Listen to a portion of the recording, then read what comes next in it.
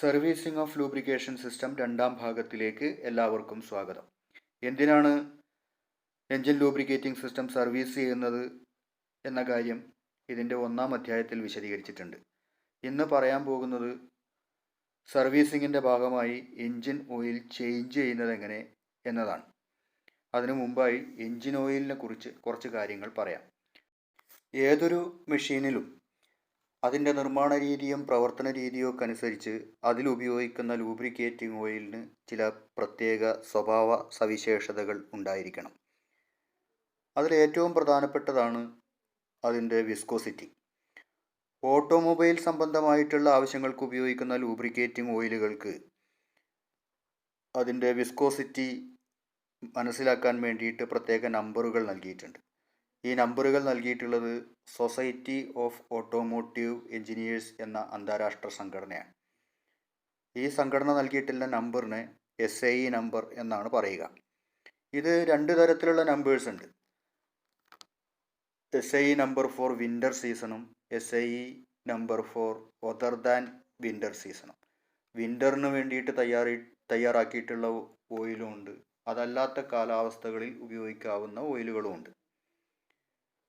ഈ രണ്ട് കാലാവസ്ഥകളിലും ഉപയോഗിക്കാവുന്ന മൾട്ടിഗ്രേഡ് ഓയിലുകളും ഉണ്ട്.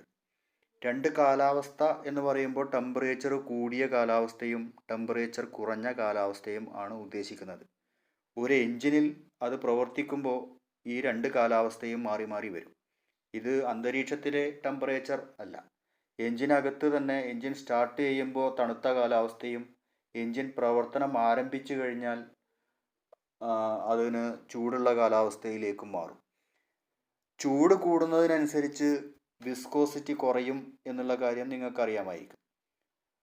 എന്നാൽ ഒരു എഞ്ചിനിൽ ഉപയോഗിക്കുന്ന ലൂബ്രിക്കേറ്റിംഗ് ഓയിലിന് ചൂടുള്ളപ്പോഴും ചൂടില്ലാത്തപ്പോഴും ഏതാണ്ട് ഒരേ വിസ്കോസിറ്റി മെയിൻറ്റെയിൻ ചെയ്യാൻ കഴിഞ്ഞാൽ മാത്രമേ എഞ്ചിന് ദീർഘകാലം പ്രവർത്തിക്കാൻ കഴിയുള്ളൂ. ലൂബ്രിക്കേറ്റിംഗ് ഓയിലിൻ്റെ വിസ്കോസിറ്റി കൃത്യമായിട്ടുള്ളതല്ലെങ്കിൽ, ഇപ്പോൾ വിസ്കോസിറ്റി കുറഞ്ഞു പോവുകയാണെങ്കിൽ ലൂബ്രിക്കേറ്റിംഗ് ഓയിലിന് ഒരു പാളിയായി, ഒരു ലെയറായി എൻജിൻ കോമ്പണൻസിൻ്റെ ഇടയിൽ നിലനിൽക്കാൻ കഴിയാതെ വരികയും അത് പെട്ടെന്ന് ചോർന്നു പോവുകയും ചെയ്യും. അങ്ങനെ സംഭവിക്കുമ്പോൾ എൻജിൻ ഭാഗങ്ങൾക്ക് പെട്ടെന്ന് തേയ്മാനം സംഭവിക്കും. വിസ്കോസിറ്റി വളരെ കൂടിപ്പോവുകയാണെങ്കിൽ, ആവശ്യത്തിൽ കൂടുതലാവുകയാണെങ്കിൽ എൻജിൻ സ്റ്റാർട്ട് ചെയ്യുന്ന സമയത്ത് ഓയിൽ സമ്പിൽ നിന്ന് ഓയിൽ പമ്പ് ഉപയോഗിച്ച് പമ്പ് ചെയ്യുന്ന ഓയിലിന് കുറച്ച് ദൂരെയുള്ള കോമ്പണൻസിലേക്കൊക്കെ, ഉദാഹരണത്തിന് സിലിണ്ടർ ഹെഡിൻ്റെ മുകളിലുള്ള റോക്കർ ആം അസംബ്ലിയിലേക്ക്, ഓവർ ഹെഡ് ക്യാം ഷാഫ്റ്റ് ഉപയോഗിക്കുകയാണെങ്കിൽ ക്യാം ഷാഫ്റ്റിലേക്ക്, വാൽവ് ഓപ്പറേറ്റിംഗ് മെക്കാനിസത്തിലേക്ക് ലൂബ്രിക്കേറ്റിംഗ് ഓയിൽ എത്തിച്ചേരാൻ കൂടുതൽ സമയമെടുക്കും. അപ്പോൾ അങ്ങനെ കാലതാമസം വരുമ്പോൾ ഓരോ പ്രാവശ്യം എൻജിൻ സ്റ്റാർട്ട് ചെയ്യുന്ന സമയത്തും ലൂബ്രിക്കേറ്റിംഗ് ഓയിലിൻ്റെ അഭാവത്തോട് കൂടിയിട്ട് എൻജിൻ കുറച്ച് നേരം വർക്ക് ചെയ്യേണ്ടി വരും. അപ്പോൾ ഇത് എൻജിനെ വളരെ വേഗത്തിൽ ഡാമേജ് ആക്കും. അപ്പോൾ ഇങ്ങനെ സംഭവിക്കാതിരിക്കണമെങ്കിൽ ആവശ്യത്തിന് കൃത്യമായ വിസ്കോസിറ്റി ഉള്ള ലൂബ്രിക്കേറ്റിംഗ് ഓയിലായിരിക്കണം ഉപയോഗിക്കേണ്ടത്. എൻജിൻ ചൂടാവുന്നതിനനുസരിച്ച് ഈ വിസ്കോസിറ്റി കുറയാനും പാടില്ല. അപ്പോൾ ഇങ്ങനെ ഒരു ആവശ്യത്തിന് വേണ്ടിയിട്ടാണ് മൾട്ടിഗ്രേഡ് ഓയിൽ ഉപയോഗിക്കുന്നത്.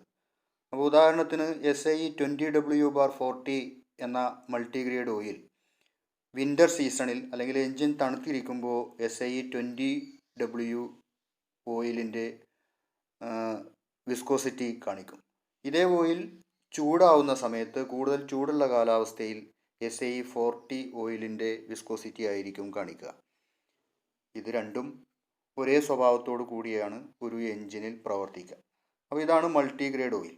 എൻജിൻ ലൂബ്രിക്കേറ്റിംഗ് ഓയിൽ എൻജിൻ കോമ്പണൻസിൻ്റെ ഇടയിലെ ഫ്രിക്ഷൻ കുറച്ച് തേയ്മാനം കുറയ്ക്കുന്നത് കൂടാതെ എൻജിൻ കോമ്പണൻസിൻ്റെ ഇടയിൽ നിന്ന് ഫോറിൻ പാർട്ടിക്കിൾസൊക്കെ ക്ലീൻ ചെയ്തെടുക്കുന്നു, കൂളിംഗ് ഏജൻ്റായിട്ട് ആക്ട് ചെയ്യുന്നു, തുരുമ്പ് വരാതിരിക്കാൻ വേണ്ടിയിട്ട് സഹായിക്കുന്നു.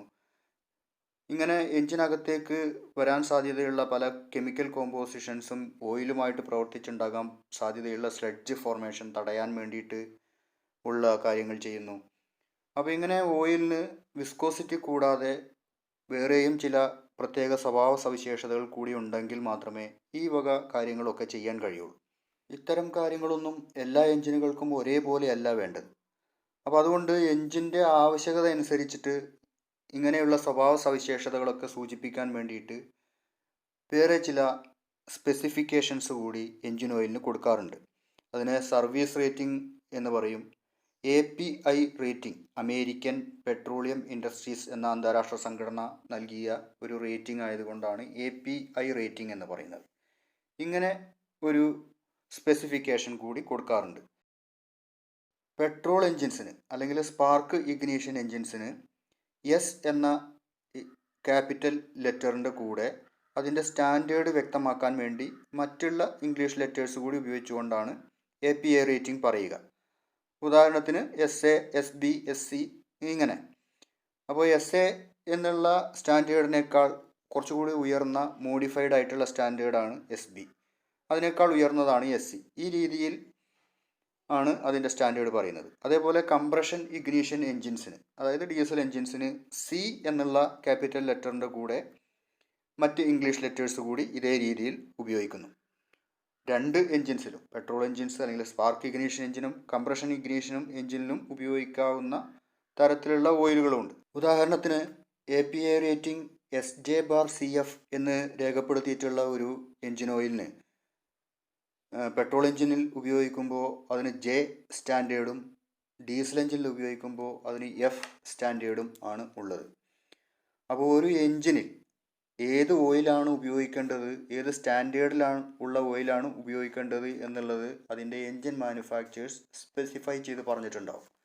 ഉദാഹരണത്തിന് ഒരു എൻജിനിൽ SAE 20W/40 എന്ന മൾട്ടിഗ്രേഡ് ഓയിൽ API റേറ്റിംഗ് SI ഉള്ളത് ഉപയോഗിക്കണം എന്ന് നിഷ്കർഷിക്കുമ്പോൾ അതേ ഓയിൽ തന്നെ ഉപയോഗിക്കാനാണ് ശ്രമിക്കേണ്ടത്. അങ്ങനെ ഒരു ഓയിലാണ് ആ എൻജിന് മാക്സിമം ലൈഫ് നൽകുക. ഓരോ എൻജിനും അതിൻ്റെ ഡിസൈനിന് അനുസരിച്ച് ആവശ്യമായിട്ടുള്ള ലൂബ്രിക്കേറ്റിംഗ് പ്രോപ്പർട്ടി ഉണ്ടാക്കിയെടുക്കാൻ വേണ്ടി പലതരത്തിലുള്ള കെമിക്കൽ അഡിറ്റീവ്സും ബേസ് ഓയിലിൻ്റെ കൂടെ ചേർക്കാറുണ്ട്. ഉദാഹരണത്തിന് വിസ്കോസിറ്റി മോഡിഫയർ. ഇത് വിസ്കോസിറ്റി ഇൻഡെക്സ് കൂട്ടാൻ വേണ്ടിയിട്ടാണ്. വിസ്കോസിറ്റി ഇൻഡെക്സ് എന്ന് പറയുന്നത് ടെമ്പറേച്ചറിന് ആനുപാതികമായി വിസ്കോസിറ്റിക്ക് ഉണ്ടാകുന്ന മാറ്റത്തെ സൂചിപ്പിക്കുന്ന ഒരു നമ്പറാണ്. അതുകൂടാതെ ആൻറ്റി ഓക്സിഡൻസ് എന്ന് പറഞ്ഞാൽ കമ്പസ്റ്റൻ്റെ ഫലമായിട്ട് എൻജിനിൽ ഉണ്ടാകാവുന്ന പലതരത്തിലുള്ള ഓക്സൈഡ്സുകൾ അത് ഓയിലുമായിട്ട് ചേർന്ന് സ്ലഡ്ജ് ഫോർമേഷൻ ഉണ്ടാവാതിരിക്കാൻ വേണ്ടിയിട്ടാണ് ആൻറ്റി ഓക്സിഡൻസ് ചേർക്കുന്നത്. ഡിറ്റർജൻസ് ആഡ് ചെയ്യും. അത് പലതരത്തിലുള്ള ഫോറിൻ പാർട്ടിക്കിൾസ് എൻജിൻ കോമ്പണൻസിൻ്റെ ഇടയിൽ ഡെപ്പോസിറ്റ് ചെയ്യപ്പെടാൻ അനുവദിക്കാതെ ക്ലീൻ ചെയ്യാൻ വേണ്ടിയിട്ടാണ് ഓയിലിൻ്റെ കൂടെ ഡിറ്റർജൻസ് ആഡ് ചെയ്യുന്നത്. പലതരത്തിലുള്ള ഡിസ്പേഴ്സൻസ് ആഡ് ചെയ്യും. ഇത് കമ്പസ്റ്റൻ്റെ ഫലമായിട്ടുണ്ടാകുന്ന സൂട്ട്, പൊടിപടലങ്ങളും കരിയും ഒക്കെ ഉൾപ്പെടുന്ന അത് അക്യൂമുലേറ്റ് ചെയ്യാതെ ഓയിലുമായിട്ട് ലയിപ്പിക്കാൻ വേണ്ടിയിട്ടാണ് ഡിസ്പേഴ്സൻസ് ആഡ് ചെയ്യുന്നത്. ആൻറ്റിവിയർ ക്വാളിറ്റിയുള്ള, തേയ്മാനം കുറയ്ക്കാൻ വേണ്ടി പ്രത്യേകം അഡിറ്റീവ്സ് ചേർക്കും. അങ്ങനെ എൻജിൻ ഓയിലിൻ്റെ കൂടെ വ്യത്യസ്തങ്ങളായ അഡിറ്റീവ്സ് ചേർക്കുന്നുണ്ട്. ഇത് ചേർക്കുമ്പോൾ എൻജിൻ ഓയിലിൻ്റെ കളറിന് മാറ്റമുണ്ടാവും. അപ്പോൾ ഓരോ എൻജിനിലും ഉപയോഗിക്കുന്ന ലൂബ്രിക്കൻറ്റിൽ ഈ അഡിറ്റീവ്സിൻ്റെ അളവിന് വ്യത്യാസമുണ്ടാവും. അപ്പോൾ പെട്രോൾ എൻജിനും ഡീസൽ എൻജിൻസിനും ഒക്കെ ഉപയോഗിക്കുന്ന ഓയിലിന് വ്യത്യസ്തമായ കളറുകൾ നിങ്ങൾ ശ്രദ്ധിച്ചിട്ടുണ്ടാവും. 2 വീലറിൽ ഉപയോഗിക്കുന്ന ഓയിലല്ല 4 വീലറിൽ ഉപയോഗിക്കുന്നത്. അത് പെട്രോൾ എൻജിനിൽ ഉപയോഗിക്കുമ്പോൾ വേറൊരു കളറാണ്, ഡീസൽ എൻജിനിലേക്ക് ആകുമ്പോൾ മറ്റൊരു കളറാവും. ഇത് പെട്ടെന്ന് ഐഡൻറ്റിഫൈ ചെയ്യാൻ പറ്റും. അതേസമയം ഓരോ ഡീസൽ എൻജിനിലും അതിൻ്റേതായ ചില വ്യത്യാസങ്ങളുണ്ടാകും. ഇനി ഉപയോഗിച്ചുകൊണ്ടിരിക്കുന്ന ഒരു ലൂബ്രിക്കേറ്റിംഗ് ഓയിലിൻ്റെ ക്വാളിറ്റി പരിശോധിക്കുന്നത് എങ്ങനെ എന്ന് നോക്കാം. ഇവിടെ 3 കാറ്റഗറിയിലുള്ള ലൂബ്രിക്കേറ്റിംഗ് ഓയിലുകൾ കാണാം. ഒന്ന് 3000 കിലോമീറ്റർ വരെ ഓടിയ വാഹനത്തിലെ ലൂബ്രിക്കേറ്റിംഗ് ഓയിലാണ്. പിന്നൊന്ന് 300 മുതൽ 500 കിലോമീറ്റർ വരെ ഓടിയ വാഹനത്തിൻ്റെ ലൂബ്രിക്കേറ്റിംഗ് ഓയിൽ. പിന്നെ ഒരു പുതിയ ലൂബ്രിക്കേറ്റിംഗ് ഓയിൽ. ഇത് 3-ൽ നിന്നും ഓരോ ഡ്രോപ്പ് ഒരു പേപ്പറിലേക്ക് എടുത്ത് ഒരേ സമയത്ത് ഫ്ലോ ചെയ്യാൻ അനുവദിക്കുക. അതിൻ്റെ ഫ്ലോ ലെങ്ത്തും കളർ പാറ്റേണും ശ്രദ്ധിച്ചാൽ ഓയിലിൻ്റെ ക്വാളിറ്റി ഏതാണ്ട് മനസ്സിലാക്കാൻ സാധിക്കും. കൂടുതൽ ഉപയോഗിച്ച ഓയിൽ കൂടുതൽ വേഗത്തിൽ ഫ്ലോ ചെയ്യുന്നതായിട്ട് കാണാം. അതിൻ്റെ അർത്ഥം അതിൻ്റെ വിസ്കോസിറ്റി കുറവാണ് എന്നാണ്. പുതിയ ഓയിലും കുറച്ചു കാലം മാത്രം ഉപയോഗിച്ച ഓയിലും ഏതാണ്ട് ഒരേ റേറ്റിൽ ഫ്ലോ ചെയ്യുന്നത് കാണാം. അപ്പോൾ ഇങ്ങനെ ഏതാണ്ട് ലൂബ്രിക്കേറ്റിംഗ് ഓയിലിൻ്റെ ക്വാളിറ്റി മനസ്സിലാക്കാൻ സാധിക്കും. അതിൻ്റെ വിസ്കോസിറ്റി നഷ്ടപ്പെട്ടിട്ടുണ്ടോ എന്നുള്ളത് തിരിച്ചറിയാൻ സാധിക്കും. അപ്പോൾ ലൂബ്രിക്കേറ്റിംഗ് ഓയിൽ ഇങ്ങനെ ക്വാളിറ്റി വളരെ മോശമായിട്ടുണ്ടെങ്കിൽ, അതിൻ്റെ വിസ്കോസിറ്റി കുറഞ്ഞു പോയിട്ടുണ്ടെങ്കിൽ കൃത്യമായ സമയത്ത് ലൂബ്രിക്കേറ്റിംഗ് ഓയിൽ മാറ്റേണ്ടതാണ്. ഇനി ലൂബ്രിക്കേറ്റിംഗ് ഓയിലിൻ്റെ ലെവൽ കൃത്യമായ ഇടവേളകളിൽ പരിശോധിക്കേണ്ടതും ആവശ്യാനുസരണം ടോപ്പപ്പ് ചെയ്യേണ്ടതുമാണ്. ഇനി ലൂബ്രിക്കേറ്റിംഗ് ഓയിലിൻ്റെ ക്വാളിറ്റി നഷ്ടപ്പെട്ടിട്ടില്ലാത്ത ഒരു എഞ്ചിനിൽ അതിൻ്റെ ലെവൽ ചെക്ക് ചെയ്യുന്നതും ടോപ്പപ്പ് ചെയ്യുന്നതും എങ്ങനെ എന്ന് പറയാം. എഞ്ചിൻ ഓഫ് ചെയ്തതിന് ശേഷം ബാറ്ററി കേബിൾ ഡിസ്കണക്ട് ചെയ്യണം. ഡിസ്കണക്ട് ചെയ്തിട്ട് ഒരു 10 മിനിറ്റ് വെയിറ്റ് ചെയ്യാം. എഞ്ചിൻ ആവശ്യത്തിന് തണുക്കുന്നതിന് വേണ്ടിയിട്ടാണിത്. ഇനി ഡിപ്സ്റ്റിക്ക് പുറത്തേക്ക് എടുത്ത് അത് തുടച്ച് വൃത്തിയാക്കണം. ഈ സമയത്ത് ഡർട്ടും ഡസ്റ്റും ഒക്കെ ഉള്ളത് കൊണ്ട് ഓയിൽ ലെവൽ കൃത്യമായിട്ട് മനസ്സിലാക്കാൻ കഴിയില്ല. അതുകൊണ്ട് നന്നായിട്ട് തുടച്ച് വൃത്തിയാക്കിയതിന് ശേഷം ഒരു 5 മിനിറ്റ് കൂടി വെയിറ്റ് ചെയ്യാം. ഈ സമയം കൊണ്ട് ഡിപ്സ്റ്റിക്ക് നന്നായിട്ട് ഡ്രൈ ആയിക്കോളും. തുടർന്ന് ഒന്നുകൂടി ഓയിൽ സമ്പിലേക്ക് ഡിപ്സ്റ്റിക്ക് ഇൻസർട്ട് ചെയ്ത് പുറത്തേക്ക് എടുക്കുക. ഈ സമയത്ത് അതിൻ്റെ ഓയിൽ ലെവൽ കൃത്യമായിട്ട് ഇൻഡിക്കേറ്റ് ചെയ്യും. ഇവിടെ അത് വ്യക്തമായിട്ട് കാണാൻ സാധിക്കുന്നുണ്ട്. ഓയിൽ ലെവൽ ഏതാണ്ട് മിനിമം ലെവലിനോട് ചേർന്നാണ് നിൽക്കുന്നത്. അപ്പോൾ ഇത് കുറഞ്ഞ ഒരു ലെവലാണ്. ഒന്നുകൂടി കൺഫേം ചെയ്യുന്നതിന് ഇത് തുടച്ചിട്ട് വീണ്ടും ഒന്നുകൂടി ഒരു ടെസ്റ്റ് കൂടി നടത്തി നോക്കാം.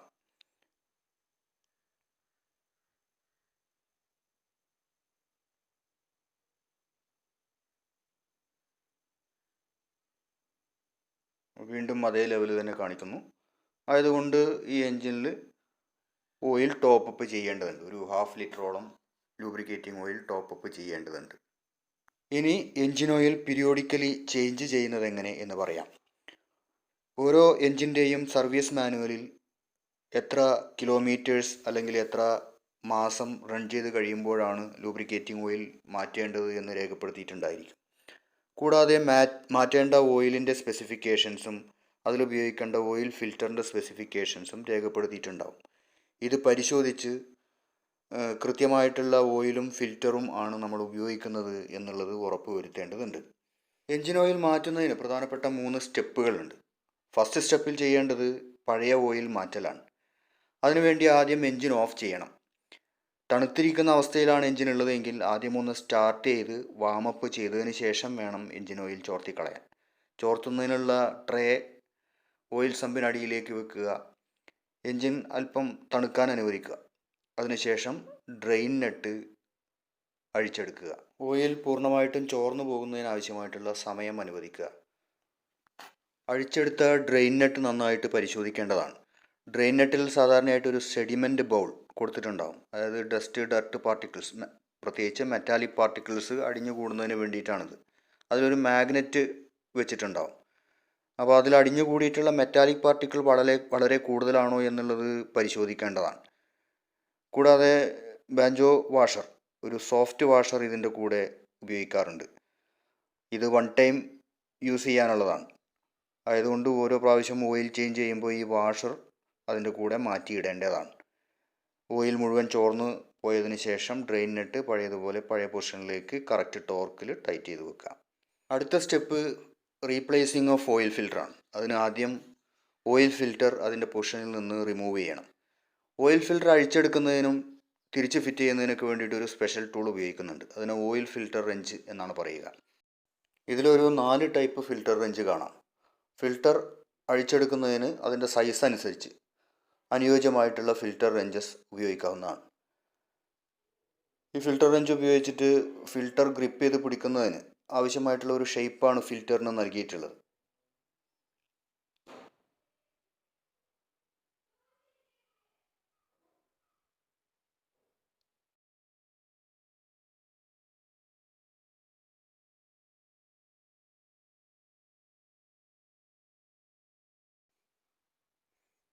ഈ ടൈപ്പ് ഫിൽറ്റർ റെഞ്ച് ഹോൾഡ് ചെയ്യുന്നതിന് ഒരു T-ഫ്ലക്സ് ഹാൻഡിൽ ഉപയോഗിക്കാം.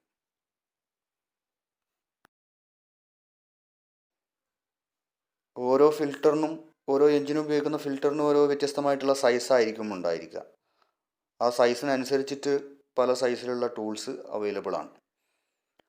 സ്യൂട്ടബിൾ ആയിട്ടുള്ള ടൂൾ ഉപയോഗിച്ചിട്ട് ഫിൽറ്റർ അഴിച്ചെടുക്കണം. ഇനി പുതിയ ഫിൽറ്റർ അസംബ്ലി എടുക്കണം. ഫിൽറ്റർ അസംബ്ലിയിൽ ഒരു ഓ റിങ് ഉണ്ടായിരിക്കും. ഈ റബ്ബർ റിങ് കറക്റ്റ് പൊസിഷനിലാണോ ഇരിക്കുന്നത് എന്നുള്ളത് പരിശോധിക്കണം. ഓയിൽ ഫിൽറ്ററിലേക്ക് എൻജിൻ ഓയിൽ ഫില്ല് ചെയ്ത് വെക്കണം അസംബിൾ ചെയ്യുന്നതിന് മുമ്പേ തന്നെ. എൻജിൻ സ്റ്റാർട്ട് ചെയ്യുന്ന സമയത്ത് പമ്പ് ചെയ്യുന്ന ഓയിൽ പെട്ടെന്ന് തന്നെ എൻജിൻ കോമ്പണൻസിലേക്ക് എത്തിച്ചേരാൻ വേണ്ടിയിട്ടാണ് ഇങ്ങനെ നേരത്തെ തന്നെ നിറച്ച് വെക്കുന്നത്. അല്പം ഓയിൽ ഈ ഓ റിങ്ങിലേക്ക് അപ്ലൈ ചെയ്യണം. എന്നിട്ട് അതിൻ്റെ കറക്റ്റ് പൊസിഷനിലേക്ക് ടൈറ്റ് ചെയ്ത് വെക്കണം. അത് ഓവർ ടൈറ്റ് ചെയ്യേണ്ട ആവശ്യമില്ല. ആവശ്യത്തിന് ഹാൻഡ് ടൈറ്റ് ഉപയോഗിച്ച് തന്നെ ടൈറ്റ് ചെയ്താൽ മതിയാവും.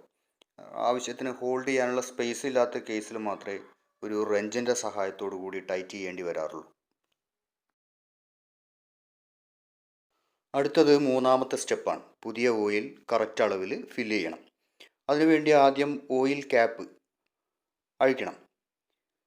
അതിനകത്ത് ഡർട്ടൊക്കെ ഉണ്ടാകാനുള്ള സാധ്യത ഉണ്ട്. ഒന്ന് ക്ലീൻ ചെയ്തതിന് ശേഷം അതിൻ്റെ ക്യാപ്പ് റിമൂവ് ചെയ്യണം. എന്നിട്ടൊരു ഫണൽ വെച്ചതിന് ശേഷം കറക്റ്റ് അളവിൽ, അത് മാനുഫാക്ചർ സ്പെസിഫിക് മാനുവലിൽ പറഞ്ഞിട്ടുണ്ടാവും എത്ര ലിറ്റർ ഓയിലാണ് ഈ എൻജിൻ്റെ മാക്സിമം കപ്പാസിറ്റി എന്നുള്ളത്. അപ്പോൾ കറക്റ്റ് അളവ് ഓയിൽ എൻജിനിലേക്ക് ഫില്ല് ചെയ്യാം.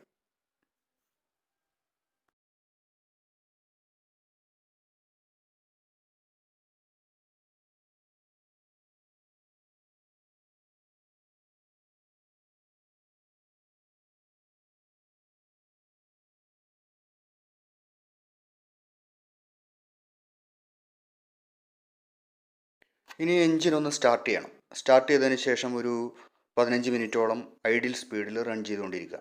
ഈ സമയത്ത് engine pressure indicator, oil pressure indicator correct pressure കാണിക്കുന്നുണ്ടോ എന്നുള്ളത് ഒബ്സർവ് ചെയ്യാം. അതിനുശേഷം വാഹനം നിരപ്പായ പ്രതലത്തിലേക്ക് കൊണ്ടുവരിക. ഇനി എൻജിൻ ഓഫ് ചെയ്യുക. ഓഫ് ചെയ്തതിന് ശേഷം ഒരു 10 മിനിറ്റ് വെയിറ്റ് ചെയ്യാം. എന്നിട്ട് ഓയിൽ ലെവൽ ഡിപ്പ് സ്റ്റിക്ക് ഉപയോഗിച്ചിട്ട് പരിശോധിക്കുക.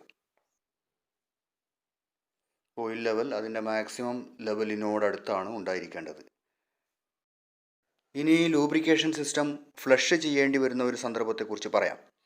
കൃത്യമായ ഇടവേളയിൽ എൻജിൻ ലൂബ്രിക്കേറ്റിംഗ് ഓയിൽ ചേഞ്ച് ചെയ്തിട്ടില്ലെങ്കിൽ അതിലേക്ക് വരുന്ന കണ്ടാമിനേഷൻ്റെ അളവ് വളരെയധികം കൂടുകയും ഏതാണ്ടൊരു സെമി ലിക്വിഡ് സ്റ്റേറ്റിലേക്ക് ലൂബ്രിക്കേറ്റിംഗ് ഓയിൽ മാറുകയും ചെയ്യും. ഇങ്ങനെ സംഭവിച്ചു കഴിഞ്ഞാൽ എൻജിൻ്റെ പല ഭാഗങ്ങളിലും, ലൂബ്രിക്കേറ്റിംഗ് ഓയിൽ കടന്നു ചെന്നെത്തുന്ന പല ഭാഗങ്ങളിലും ഇതേപോലെ കട്ടിയുള്ള ഒരു പദാർത്ഥം ഫോം ചെയ്തിട്ടുണ്ടാവും. അപ്പോൾ ഇത് പൂർണ്ണമായിട്ടും റിമൂവ് ചെയ്തിട്ടില്ലെങ്കിൽ പുതിയ എൻജിൻ ഓയിൽ ഒഴിച്ചു കഴിഞ്ഞാലും വളരെ കുറഞ്ഞ കാലം കൊണ്ട് തന്നെ ആ ഓയിൽ ഉപയോഗിക്കാൻ പറ്റാത്ത രീതിയിൽ മാറും. അങ്ങനെ സംഭവിക്കാതിരിക്കണമെങ്കിൽ ലൂബ്രിക്കേറ്റിംഗ് സിസ്റ്റം ഫ്ലഷ് ചെയ്യേണ്ടി വരും. ഇങ്ങനെ ഫ്ലഷ് ചെയ്യുന്നതിന് ഒരു പ്രത്യേക ഫ്ലഷിംഗ് ഓയിൽ അവൈലബിൾ ആണ്. അതല്ലെങ്കിൽ ഒരു ക്ലീനിങ് ഏജൻറ്റ് അപ്ലൈ ചെയ്താലും മതി. എൻജിൻ ഓയിലിന് പകരമായി ഈ ഫ്ലഷിംഗ് ഓയിൽ ഫില്ല് ചെയ്തതിന് ശേഷം എൻജിൻ ഒരു 15 മിനിറ്റോളം റൺ ചെയ്യണം. അതിനുശേഷം വീണ്ടും ഡ്രെയിൻ പ്ലഗ് റിമൂവ് ചെയ്ത് ഫ്ലഷിംഗ് ഓയിൽ എൻജിനിൽ നിന്ന് ഫ്ലഷ് ഔട്ട് ചെയ്യുക. അപ്പോൾ എൻജിനകത്ത് ഈ ഓയിൽ സർക്കുലേറ്റ് ചെയ്യുമ്പോൾ അതിനകത്ത് അടിഞ്ഞു കൂടിയിട്ടുള്ള സ്ലെഡ്ജും ഇതുപോലുള്ള കണ്ടാമിനേറ്റ് ചെയ്ത മാലിന്യങ്ങളും എല്ലാം ക്ലീൻ ചെയ്ത് പുറത്തേക്ക് എത്തിച്ചോളും. ഈ ഫ്ലഷിംഗ് ഓയിൽ അടങ്ങിയിരിക്കുന്നത് സ്പെഷ്യൽ ക്ലീനിങ് ഏജൻറ്റുകളാണ്. അതുകൊണ്ട് എൻജിൻ ലൂബ്രിക്കേറ്റിംഗ് സിസ്റ്റം ഫ്ലഷ് ചെയ്യുന്നതിന് വേണ്ടി, ക്ലീൻ ചെയ്യുന്നതിന് വേണ്ടി ഇങ്ങനെ ഫ്ലഷിംഗ് ഓയിൽ ഉപയോഗിച്ച് എൻജിൻ റൺ ചെയ്ത് ക്ലീൻ ചെയ്യാം. അതിനുശേഷം മാത്രമേ പുതിയ ഓയിൽ ഒഴിക്കാൻ പാടുള്ളൂ. ലൂബ്രിക്കേഷൻ സിസ്റ്റം സർവീസിംഗ് പാർട്ട് 2 ഇവിടെ അവസാനിക്കുന്നു.